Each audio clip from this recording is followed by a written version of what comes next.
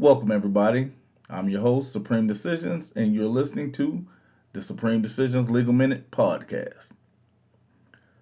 Well, the last couple of days, I've actually spoke about Brady, the Brady list. I've even done a couple podcasts talked about Giglio. Well, today I'm going to give you a little bit more context. Because you remember I told you the one thing that we're going to do now with these new podcasts, although they're going to be, looks like varying in size, because I actually thought that the last one was going to be around 25, 30 minutes, end up being an hour. Now, I'm not going to tell you that this one's going to be quick, but I am going to tell you, make sure before you turn it on, if you need to hit pause, because you're listening on your favorite podcasting platform like Spotify, iHeartRadio, Pandora, iTunes. Make sure you got your popcorn, get your little snack, get your yak. Make sure you have your pencil and paper ready, or in some of your cases, your Apple Pencil and your iPad or your Google tablet. But you have something where you're able to take notes as I expound on the previous two podcasts. Now, there are a lot of questions that are going to be opened up, even asked, as it relates to this podcast. There are going to be a lot of questions that are opened up and even asked as it relates to Supreme Decision, the brand, the person, the man. This podcast is going to do things that, most people don't want to do. They don't want to talk about it. Everybody tries to be liked. This is one of those podcasts where that's not where we're going. Going to hear a few choice words. So if that's not you, go ahead and click off, go to another podcast. So go listen to someone who actually talks nice, who speaks to the softer side of you, because that's not what I'm here for. Because if you need softness, go get some Charmin. But if you need the truth, if you need eye-opening, if you need red pill conversation, that's what I'm here for. That's what this purpose is. Because when you talk about the Brady list, it's a direct attack on the system itself. Now, most of us understand or like to use the word karma. Nobody understands the context of karma, because they forget about karma while it is the effect of a cause, right? They forget that reaping and sowing is the effect of a cause, right? So now, give you context, a little bit of that. If you're sowing good seeds, you're going to receive good seeds. If you're sowing bad seeds, you're going to receive bad seeds. Now, the reason I actually say that is because a lot of us get caught up in the pretext of perception. I'm going to say that one more time because I know I went over a lot of your head. We get caught up in the pretext of perception. Perception gives you these things where we call them police apologists, because we live in the world of supposed to and should instead of reality. We say that, the police officer is right because we perceive the police officer as the good person. Yet, we also understand that people are fallible. Let me say that one more time, because again, here's where the catch is. We perceive police officers right because we live in a world of should and supposed to. because they're wearing the uniform. And that's what's impressed upon us, that they are good. But we forget about the reality that the police officer is a person and is fallible. So in instance, it makes the system itself fallible. Now, you heard me speak about the enemy of my enemy is not my friend, but yet a tool I use in which to destroy them both. Understand, a police officer is the first line in which most of us are introduced to the judicial system. Now, if you're putting up a system and you're wanting a systematic change, you go into the cause. If you're using a tool that makes the cause ineffective, the system itself must change.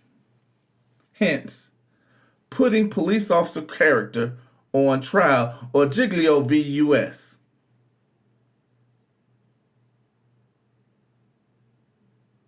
When I talk about police unions, how they're protecting bad police officers, and even understanding the context of whenever I say no one, and I do mean I have yet to meet a person who is actually anti-cop, who is actually anti-police.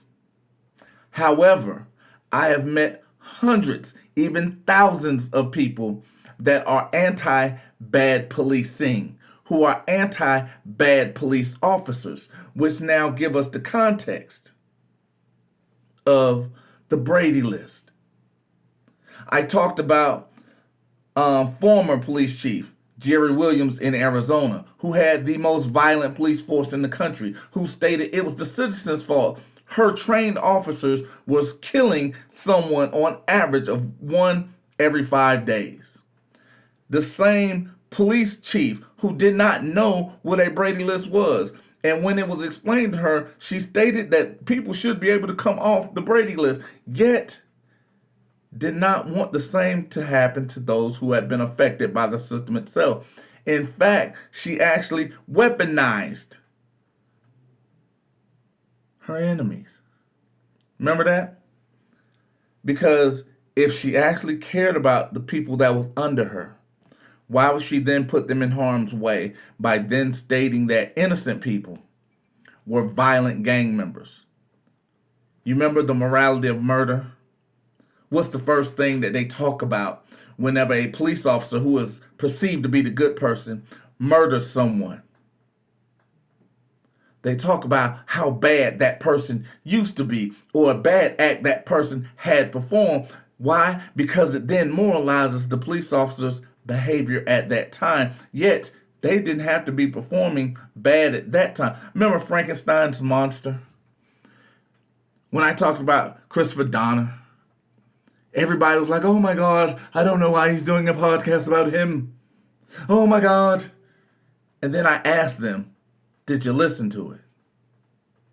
And when they did go back and listen to it, Christopher Donner was the monster that they had created. Why? Because they didn't know about Lieutenant Erica, who was on video abusing and kicking this police officer that was supposed to be a good person, who got promoted for kicking a handcuffed man who was suffering dementia and going through a schizophrenic episode. She was rewarded for abusing him, and they criminalized the actual good police officer, made him Frankenstein's monster. Because we perceived the things that they was telling us about Christopher Donner without knowing the totality of circumstances, which a police officer is supposed to do on each and every aspect. Remember when I did the video talking about he said, she said, because if a police officer does not follow that, they're not doing their job properly. But again, we're talking context. We're talking about the system itself, because we're talking about first contact. if we're talking about an absolute change, we must then start at the root cause of the infection.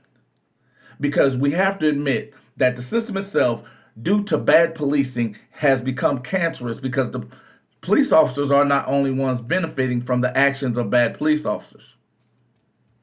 Because before we can circumvent the police unions, we have to cripple them in offense of using them against them. Because remember I told you, the one thing you can't do is argue with yourself. Now, the perception is that police officers can do what they want to do because remember there was this high school shooting where they talked about they didn't have proper equipment, yet when it was actually came out, the police officer sat outside while one border patrol agent went in with one gun, got his child and his wife. Another young lady who's a nurse went in and got not one but two children, one of which was in the room with the shooter, while the police sat outside. But did you know something, that it was very astonishing for me to learn, because again, I don't play law. I've actually lived this. But understand the one thing that I didn't know because I never put it into practice. Police officers don't have the right to remain silent during interrogations or cross-examinations. Yet, we watched a police officer who went from making himself a hero to a police officer who was lying about evidence, who was lying about video, who was lying about the actions of the people that was on his command. Then he resigned when he was actually put to the point of where you can't plead the fifth. Now, here's the question. Because again, I often tell you, and I even showed you in the Georgia Constitution, look up the word amenable. A police officer and government employees are amenable to the public at all times. What does that mean? Because I've given you the definition 1,000 times. I tell you about the fiduciary duty and the duty of care and the duty of trust that a police officer carries once they take that oath of office, which they are required to do within 60 days of swearing in. But again, the perception is they can do what they want to do when they want to do it, how they want to do it. But I tell you, you are the most powerful person there. But yet, you still believe a police officer actually has power.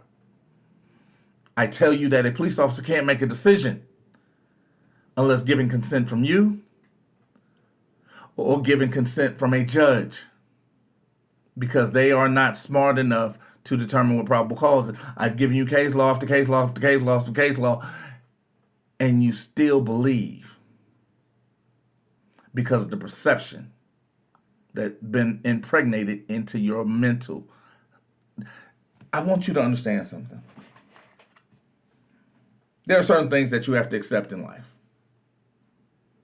Because even asking, what is it that you want to do? One of the things I want you to understand is I have something that was etched in me as well. Part of my programming is you're either part of the problem or you're part of the solution. Now, I understand what the problem is. The problem is unmanaged policing, and I understand that it's done on the poor. Because even when we talk about things such as racial profiling, the majority of racial profiling is often created in low-income and high minority communities. Hence why we're pushed into one place. Everybody talked about the war on drugs, and it became, even Tupac talked about the war on drugs isn't a war on drugs, it's a war on you and me. Because why is that same attitude, or as they say, that same energy not taken now with fentanyl? Why is that same energy not taken now with Oxycontin? Why is that same energy now not taken when majority of these high-end, most deadly drugs are in higher-end communities? Why is it an illness now and not a crime? Because when I talk about it's a war on the poor, high and often located in low income and high minority communities. But again, The perception is that these people are criminals. Yet, I give you an actual statistic of criminality.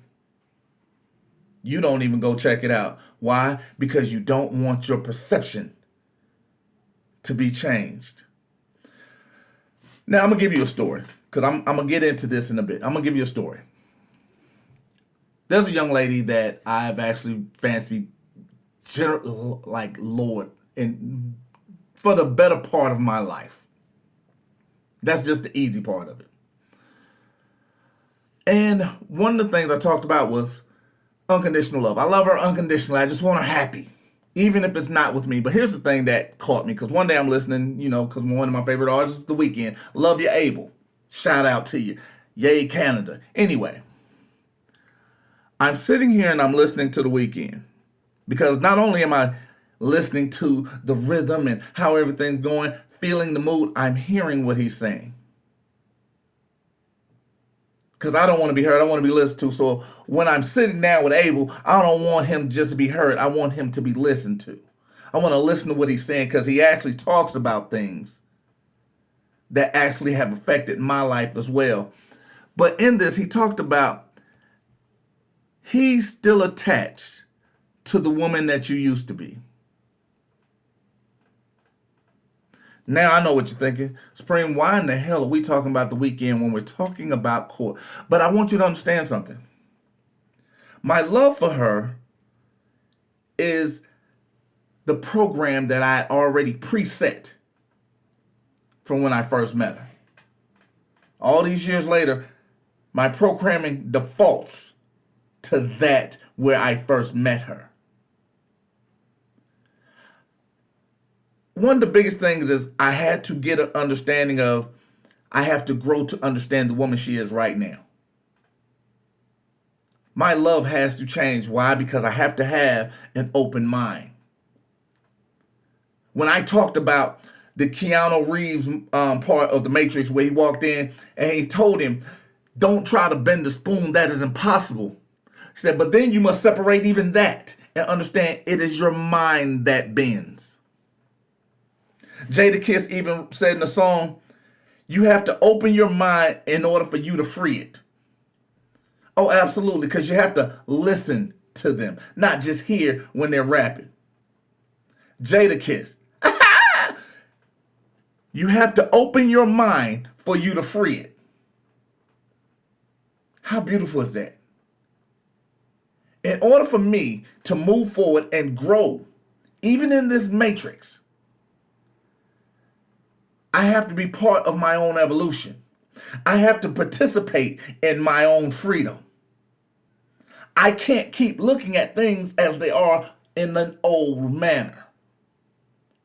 I have to watch the evolution of that thing. Even knowing G.I. Joe, knowing is half the battle, I know what the machine is. I know what the machine is, because the machine itself was set up, as in J. Cole said, it was set up to do wrong. So how can there be good in it? So when you ask, why am I doing the Brady list? Why am I talking so much about discovery? Why am I talking about requesting and putting a police officer's character on trial? Why am I doing that? Because again, what I know. Men lie, women lie, numbers don't. I know police stations and police departments don't hire someone with the IQ higher than 107. I don't know how many times I can say that. I don't even know how many Supreme Court cases I can spew. But the one that I do rest on is Jordan v. Prince, City of Prince. Understand that. There was an intelligent man who actually sued, and they were like, yeah, we're not hiring anybody smart. And I understand too. Someone that's not intelligent, low IQ, don't ask questions. They just follow orders. So whenever I call them trained attack dogs, none of these dogs bark, because a duck doesn't get upset when I call him a duck. Now, when we talk about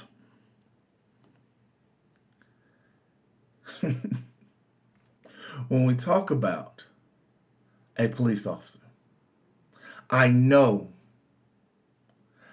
90% of the situations that they go into are bad. So they're picking up negative energy. And after negative energy, after negative energy, after negative energy, after negative energy. And I do understand the law of conservation. Energy cannot be created nor destroyed. It can only be transferred from one place to another. And that transfer comes from a direct outside source. I do know that police officers are not allotted time to release that energy. Most of them look to a depressant, which is alcohol and other drugs, which do not offer an energetic release. I'm going to say that one more time. Most of them look to alcohol or drugs in a sense that it does not offer an energetic release. In fact, these are dulling symptoms. That's all they're doing. They're maintaining. I also know when you have someone that's not capable of thought, they will resort more often than not to violence. I know police officers are the most violent people on the planet. Why? Because statistically, they have the highest domestic violence of anyone. I'm going to say that one more time. Because statistically, they have the highest amount of domestic violence. I also know that police are given stock language to speak because they are not able or even trained to articulate. Most unintelligent people do not have the ability to articulate a situation. That's why they're often told, keep your paperwork tight. That's why you hear all across the country, he's got a gun. I was in fear for my life. No matter what state you're in, these are the languages of the police officers. He was reaching for my weapon. Oh, quit reaching. Quit resisting. If it's not stock language, why does everyone use it?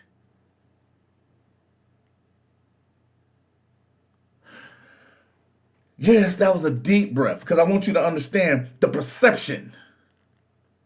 I understand the context of what it is because I am perceived as a bad guy. I am perceived as a horrible human being. They'll even use my arrest record. Yes, there are hundreds of assaults. Well, actually not hundreds. I was exaggerating on that. But there are more than 50 assaults on my record. I was named a domestic terrorist. I was called all kind of names. I was even compared to David Koresh. But I'm going to ask you one question. Because I'm going to use the same context I used with John Melvin. Because when you assassinate my character, the problem is I'm not acting. I don't have to put on for the city. Because this is who I am.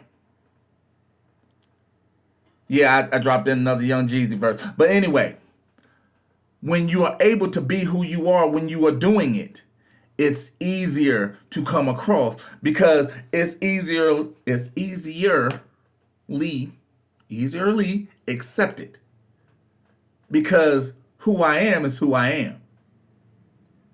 I'm not here to be soft. I'm not even soft with my children. I love them. Generally, whenever you see me in a state, I'm guarded. But it's okay, because that's who I am. I'm not free. I'm not free with me at all. But I am free to be at all times. I'll let you catch that in a minute. Because when we talked about the context even the tactics. I spoke about a young man in California where they said that there are no gangs in the police force, the place where Christopher Donner was stating that the Rampart investigation was true, the place where most of those people were still working, the place where Christopher Donner even said supported gang activity. Jonathan Rios and Nicholas Perez, who were said to be banditos, are still working there. They are the reasons why we need the Brady list. Because even when you're talking about the context, because when you hear gang, you don't think someone in a uniform. You're thinking of a flag. Oh, the police officers have a desecrated American flag. You think about tattoos. Oh, most of the police officers in LA County have similar tattoos. Oh, but you think about them also selling and operating in low-income communities. 80% of their arrests are in low or minority communities. But again, I'm just talking because, again, part of the problem or part of the solution. We're making excuses because of the perception, because we don't want our perception to be changed. Because even when we're talking about something as simple as the Minnesota Police Department, it's only a few bad cops. Yet I did a podcast. I talked about 300 plus cops that were retiring between 2020 and 2021. Between the George Floyd murder and the end of 2021, which was 300. And then I talked about 96% of them, which means I think 290 cops out of that entire scene. 290, whatever. I said it on there. I gave you the numbers on the podcast. Go listen to it. Had disciplinary action. Not only federal laws, they had disciplinary. They couldn't even do what the Minnesota Police Department asked them to do. Which now brings me to one Mark Henneman. Most people have very little context of Mark Henneman. Mark Henneman is also going to be featured on the Brady list. Because even today, not even doing a deep dive on this young man, I found out some things that were absolutely astonishing. I mean it the way I just said. It was absolutely astonishing. And I was even flabbergasted at the amount of information that I found. Because it goes back to not only proving my point, it also highlights the context of perception. Officer Mark Henneman, his badge number is 2654 for the Minnesota Police Department. They had 96% bad police officers, because it's a small percentage of sound like good cops. Mark Thomas Henneman, he joined the force in 2015. Well, he joined Minnesota Police Department in 2015. On February 2nd, 2022, Mark Thomas Henneman was part of the Minnesota Police Department that executed a no-knock warrant and murdered 22-year-old Amir Locke. Now, things that I were privy to today. Amir Locke was laying on a couch. Mark Thomas Henneman stated Amir Locke had pointed a gun at a police officer on February 2nd, 2022. On February 3rd, after taking his statement, because police officers aren't allowed to see the body camera anymore in Minnesota. Why? Because they lie so much. But because, they're good officers, you said, except for like 96% of them, which means 4% are actually possibly could be good. But Mark stated that Amir had pointed a gun at him. Everybody accepted that because Amir was black. I'm going to say that. Let's call it that. Because that was the initial report from every news organization across this country. Young black male killed by a cop after pointing a gun at him. February 3rd, we get the video.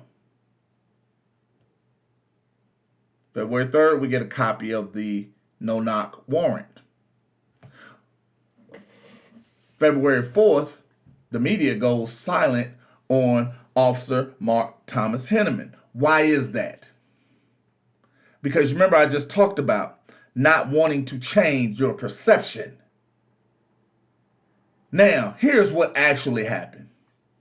The Minnesota Police Department executed a no-knock warrant on the wrong apartment. Mark Thomas Henneman lied about Amir Locke. Now, here's the great part about Amir Locke. You ready? He wasn't acting either. He was actually a good person. Now, what was happening was Amir Locke was sleeping on the couch. Police officer kicked the couch.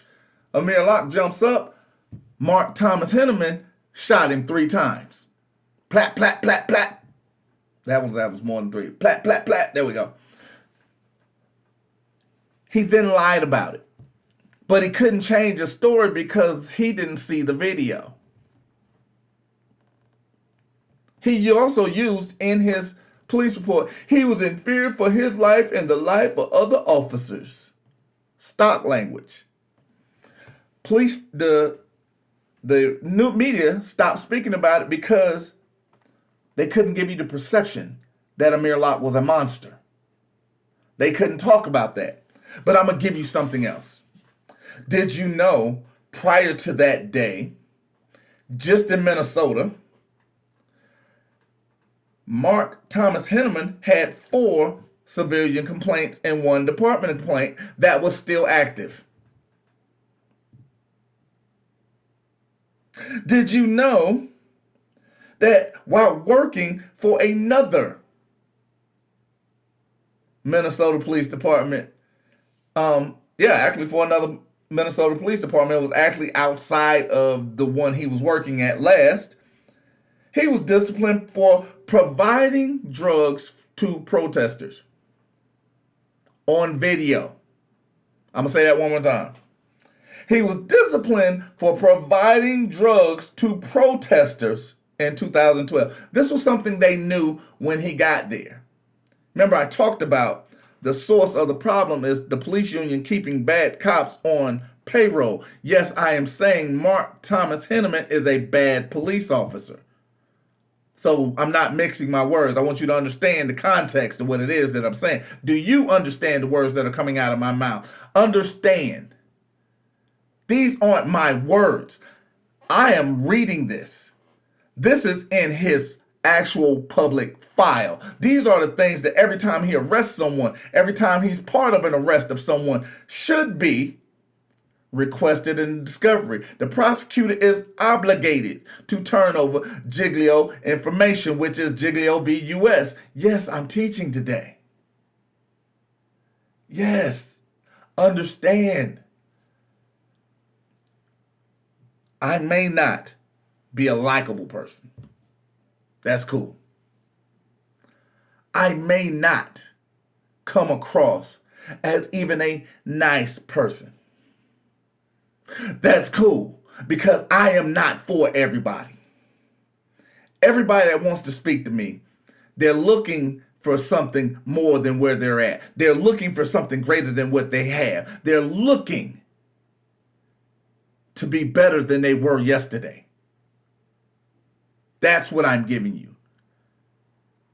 Because if you're looking for a friend, sorry about your luck. But if you're looking to win, come to death row. But anyway, I want you to understand something. Discovery. When you're going in and you're looking at someone like Mark Thomas Henneman, who is a known liar. Every time he arrests someone, every time you challenge the fact that he was part of that arrest, and he is a known liar, and the prosecutor is still pushing for your prosecution, the prosecutor is guilty of malicious prosecution. Might need to get a sip of this yak in here. But anyway,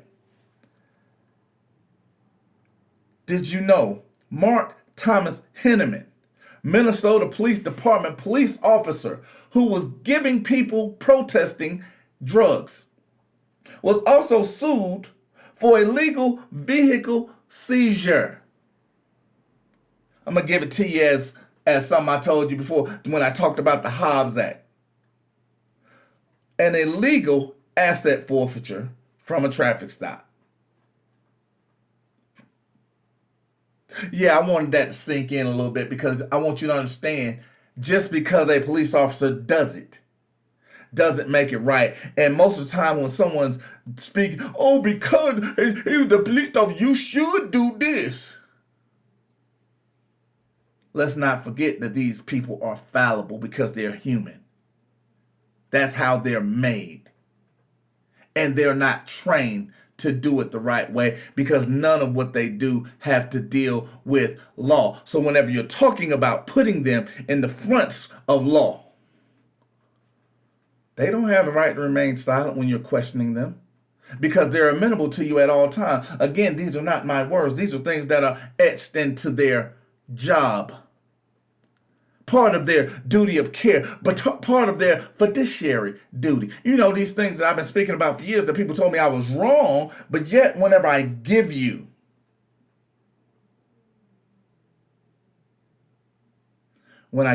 food to eat, you rather remain ignorant than to actually go get dinner.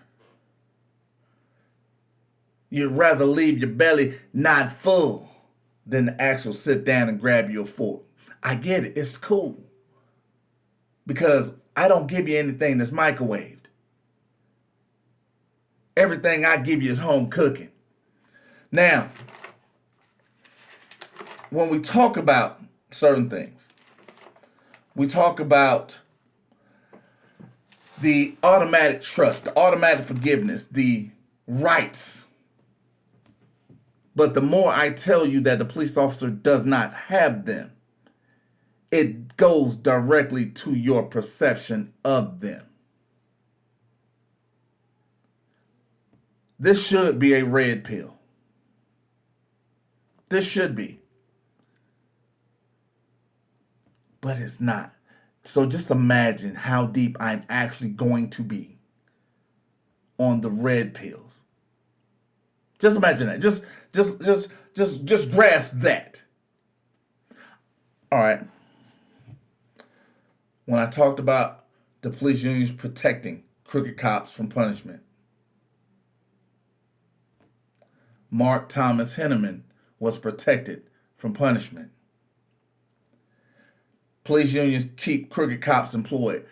Mark Thomas Henneman was a crooked cop that they kept bouncing from police station to police station, and they kept him employed. When I talked about the police unions keep crooked cops funded and make sure their lies stand in paperwork, that's where I'm talking about the sweeping up and getting rid of these nuisance claims. Because then that 96% of bad officers can be overshadowed because we can focus on the 4% and say all of them are part of the 4 and not the 96. You know, like they do with minorities when they're racially profiling. Because the war is on the poor. But again, these are things that I'm just making up. But yet every time I talk about the numbers,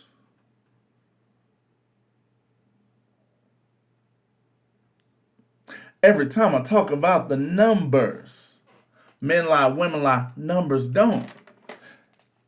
When we're talking about it, when we're living with it, when we're living through it. When I talked about the simple fact of there's a senator in Arizona, part of the most violent police force in the country, that don't want you to film police officers. And the actual idea that they used during this commencement or actual bill argument, the actual the actual video from a bystander, because their police video did not show that their police officers actually did the right thing. That was their most amazing part. They used a person's video during they don't want people videotaping their police officers, because their police officers' video did not show that the police officers did the right thing. Isn't that I think that's what they would call irony. But again, we excuse that. And it's called the No View Bill. Yes, I did an entire podcast on just that. And even when I talk about the context of how we're doing it, a righteous kill gave you choices of who should die. When I talk about a police officer chasing someone down and then shooting them in the back 9 times and saying, oh, well, I thought it was a gun, but then you see the video, which happens to be the truth teller, which because 76% of all police body cameras and video never make it to court. Say it again, 76% of them never make it to court. You see that the actual cell phone that he thought was a gun lit up. But then I show you a clip where a police officer arrests a man because he says there's no way you can mistake a cell phone for a gun.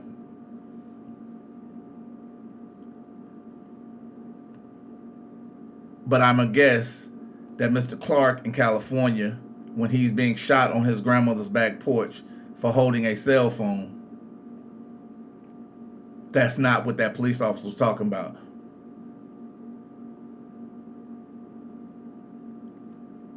Yeah, I'm going to give you a few minutes to catch that.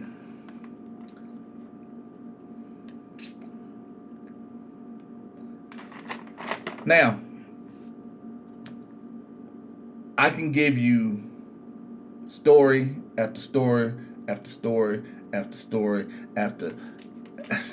I could go on for literal days, because we can talk about someone like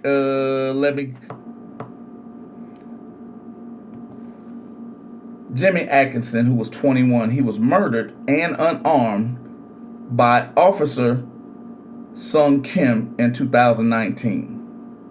Kane Rogers, 22, murdered and unarmed by Officer James Ralph Burns, not charged.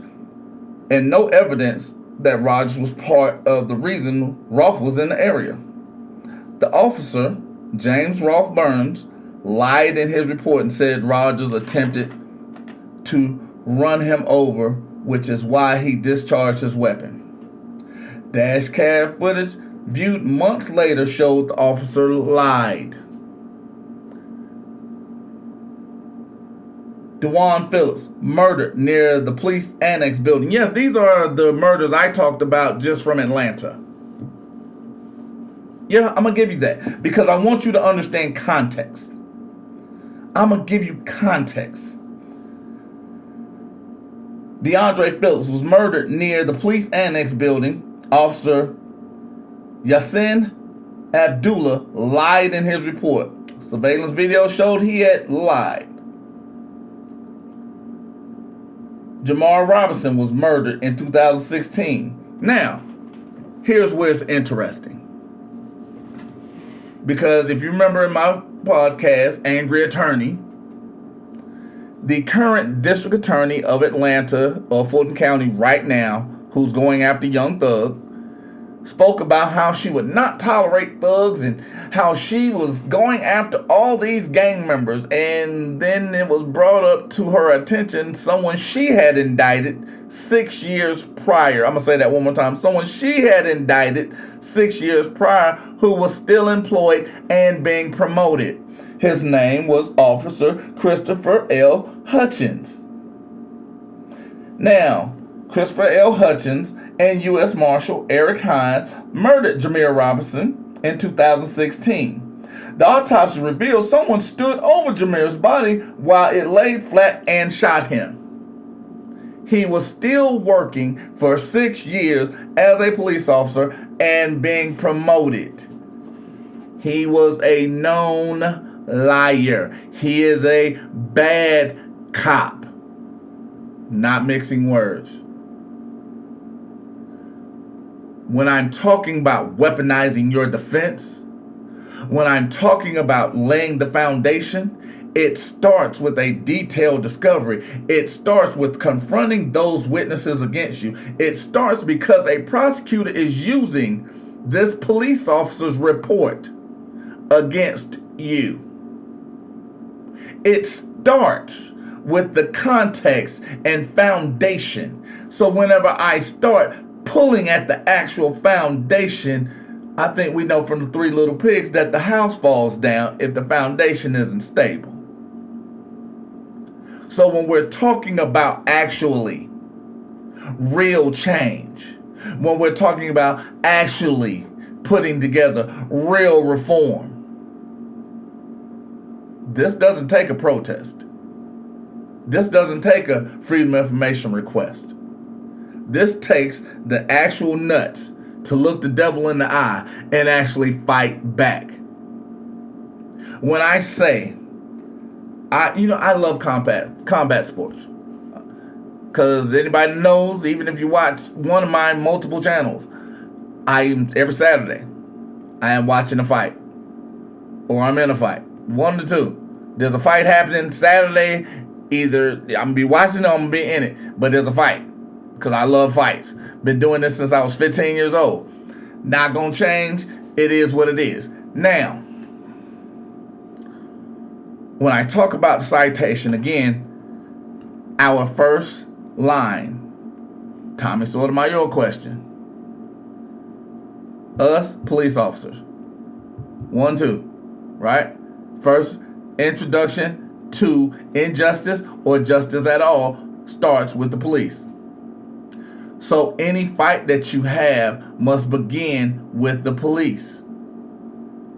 You know, everybody, defund the police, defund the police, defund the police. Okay, cool. The system with chaos does not triumph. You still need order. You still need those that are in service for order. But you do need to recreate a system that was created for bad and actually do what they've done out in, I used the Clippers. Do a hostile takeover. Just like when they had in Buffalo, where those 57 officers quit because they couldn't push someone down that was peacefully protesting and then step over them and not render aid. Which ironically is the one thing that they say that they're going to do in their oath. So when all of them violate their oath, so when all of them quit, guess what you now have? A clean slate. You can recreate the system. You can actually not use the system for revenue. You can actually use the system to make sure the people are safe. Create the perception and make it reality. The people that live in should can actually live as they should. I'll let you catch that in just a few seconds, but understand what it is that I'm saying. This has happened in Mississippi. This has happened in a couple places in New York. This has happened in a spot in Georgia. All these country ass hick towns where I'm not going to do it if I can't beat these minorities. Cool. We'll get somebody in here that and then train them properly. And then we can actually have proper policing. We can actually have totality of circumstance. We can actually have the ideals of which that badge and that uniform actually represents. We can put actual brave people in those uniforms. We can put trustworthy people in positions of trust. Whoops. Did I say something? Okay, don't worry about that. Because I'm a move on a little bit because maybe you don't understand the context of Brady yet. Why I'm telling you, I don't consent. Damn that conversation. I don't consent.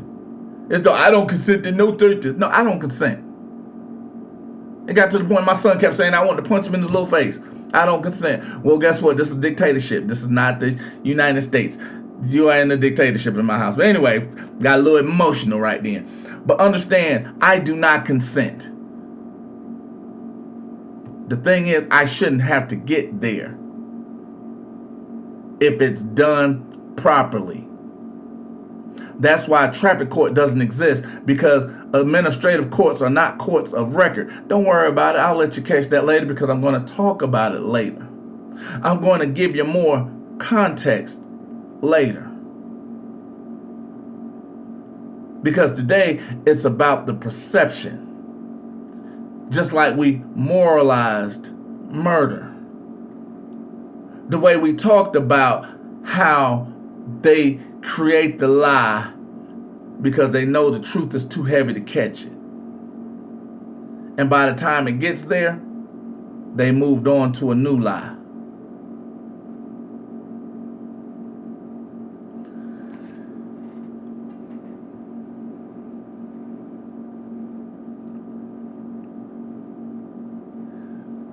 I'm going to bring up Chase McDermott.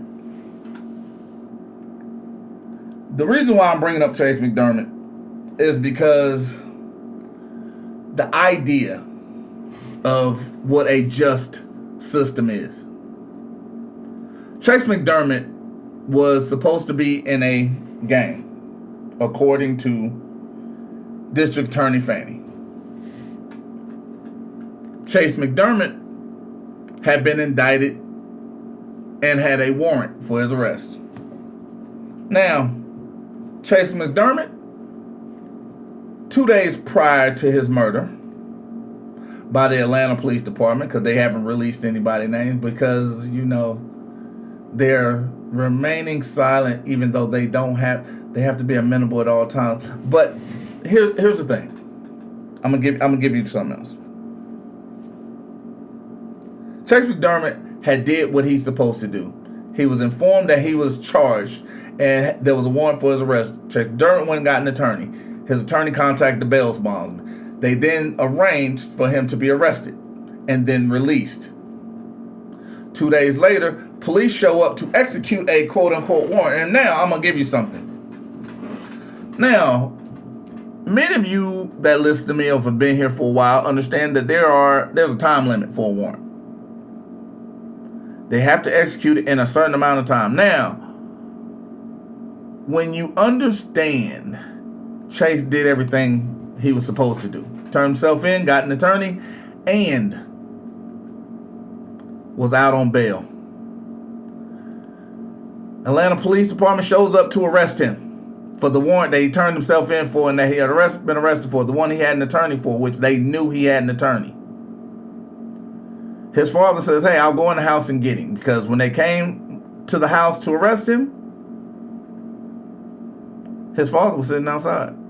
His father said, I'll go get him because he just turned himself in. There's not going to be a struggle. Yeah, we're already fighting this in court where he should fight it. 45 seconds later, police officers tell him he can't come in. And there's a gunshot. Atlanta police, he tells his father, Chase McDermott's father, he had a gun. His father said, well, where's the gun? Well, we can't show you the gun. Because you're not part of the case. Yet, nobody's talking about Chase McDermott. Because when we talk about him being a monster doesn't match his actions. When we talk about him being a gang member, it doesn't match his actions. When we talk about him being a violent person, it doesn't match his actions. So therefore, it doesn't go with the perceptions that we need for the murder of Chase McDermott to be okay. We can't moralize the murder of Chase McDermott. This is why when we're talking about go get the arrest affidavit, go get the scene report, doing a complete detailed discovery, because even when I talked about it in a couple one of the podcasts previous, I talked about the Georgia statute. If you do not request it, it is deemed actual evidence, even if it's not supported. And you can never challenge it again. But if you go out, if you set the foundation of challenge, if you set the foundation of innocence, if you erase the ability to presume, we're revoking all the presumptions.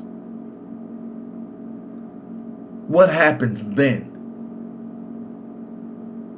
Because now I'm going after the witnesses against it, because we have a confrontational system. We have an adversarial system. Who's ever saying I did something, that is my adversary. That is battle opponent 101. We are, as even in Georgia states, we are mutual combatants.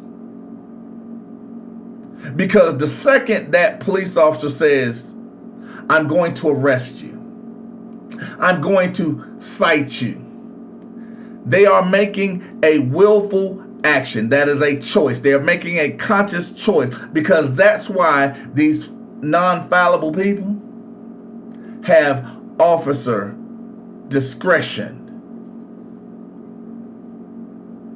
Notice I'm using a lot of big words that have meaning, none of which you have not heard.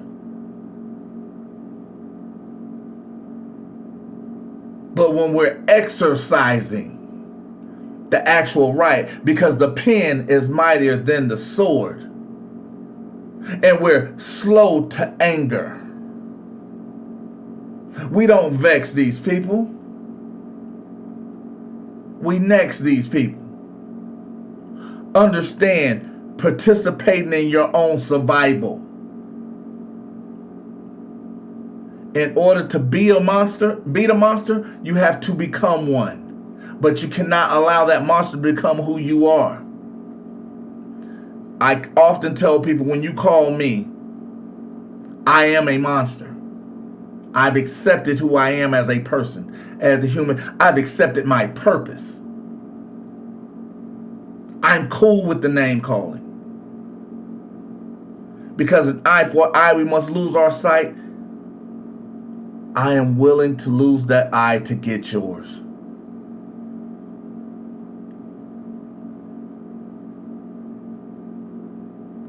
I am your out-of-town shooter. I am the one that has no loyalty to the bar. I have no loyalty to the court. I have loyalty to the person that's paying me to destroy my enemy. And that does not make you my friend. Because one of the things my father often told me, and actually is true to this day, a fool with a purpose is dangerous. However, a fool with a singular focus is unstoppable. Because if you've ever looked at something or someone and you watch them and their sole purpose is to do something, it's like, oh my God, what do I need to do to stop this idiot? That blissful ignorance is where you find winning. That blissful moment of truth is where you win. when you are willing to sacrifice everything, and I do mean everything, because a man who stands for nothing will fall for everything. If you're not willing to lose everything, you will gain nothing.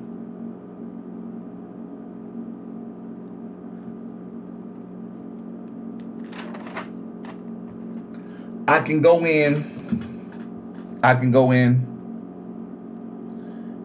and talk about Teresa Evans. I can go in and talk about Officer Mel Proctor.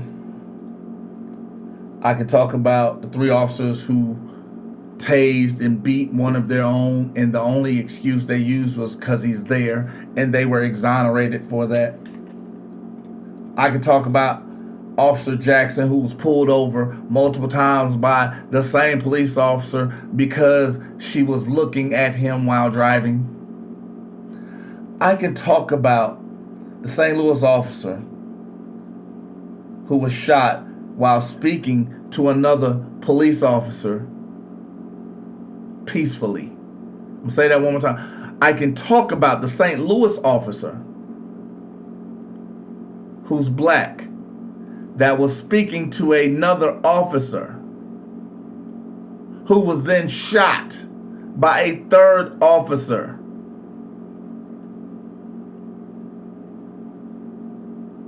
And then persecuted because the officer who shot him refused to apologize.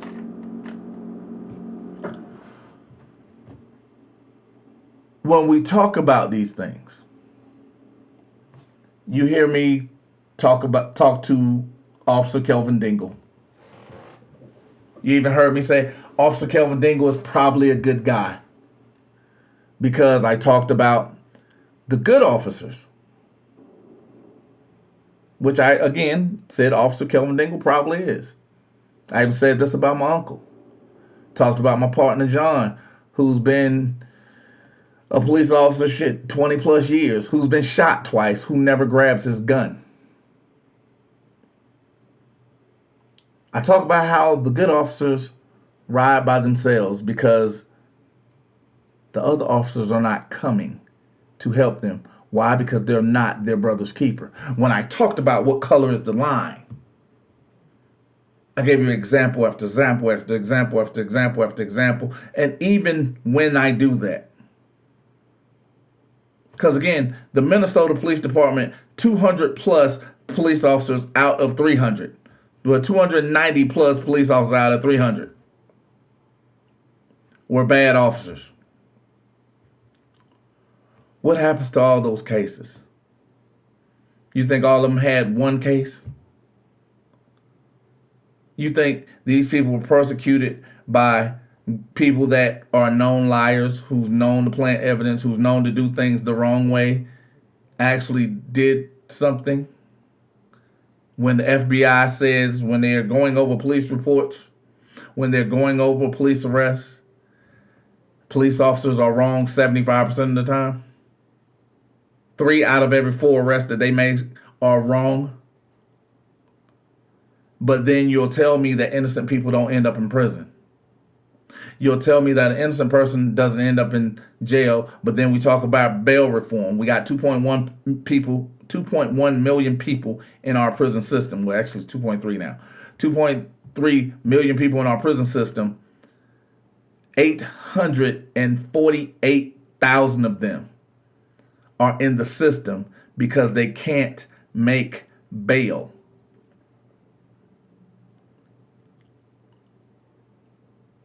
But then we talk about the simple context of we should trust police. I gave you a story, which actually was winding because it was amazing how it began. Of a young man who was helping a woman, an older man that was helping a woman who was homeless, who was being beat up by a police officer who had stopped them and beat her earlier. He was then running from this police officer in an old car, and his car backfires. The backfire from this car prompted a cop who is a known liar to say he was being shot at, which everybody kind of believed because he's a bad police officer. They then chase him, and then after a while, they are told by dispatch he doesn't have a gun. He has a soda. Has Coca-Cola on his lap. To only have a police officer stand on the hood of his car and unload and reload and unload and reload and unload and reload and unload and reload to then be exonerated because he said he was in fear for his life while standing on the hood of someone he thought was shooting at him. No one ever challenged the police officers because we're told to accept the perception that that police officer that was standing on the hood and unloading and then reloading and then unloading and then reloading and then unloading and then reloading and then unloading on an unarmed man and woman that he saw was not shooting at him.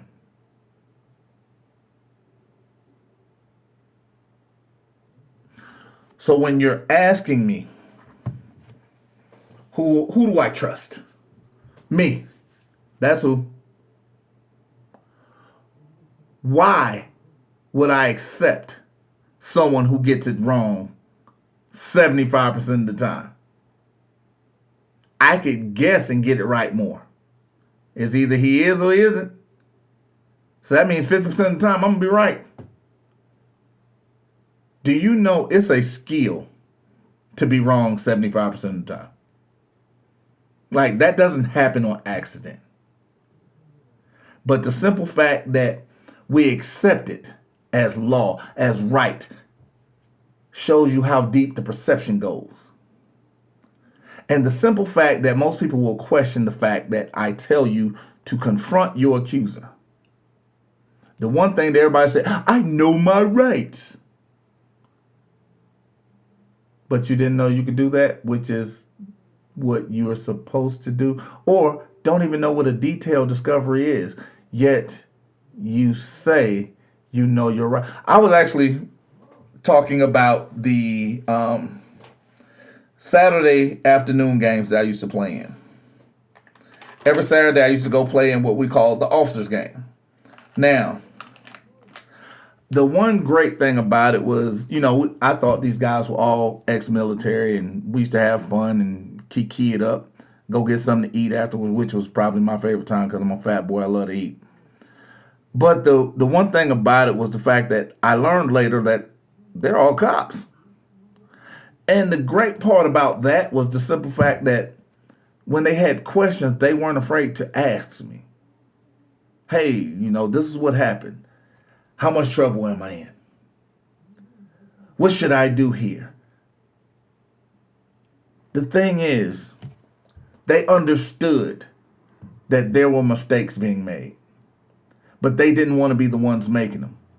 And the crazier part about the whole thing was all of them rode by themselves. And even one was in a shootout, and I kind of smiled because he was okay. But I asked him, I said, did you radio in? He said, yeah, only because I knew that was part of the procedure to actually be able to return fire. He said, because I knew nobody was coming. And the crazier part about it is that these good people, that most people are in questioning why I would come up with a Brady list, why I would want to disgrace these officers, why I would want these officers off the force, why I would not want them, why would you use them to let criminals out? It's better that 100 guilty go free than one innocent suffer. But if the cops are afraid of other cops, why should I be so accepting of them coming in to supposedly help me?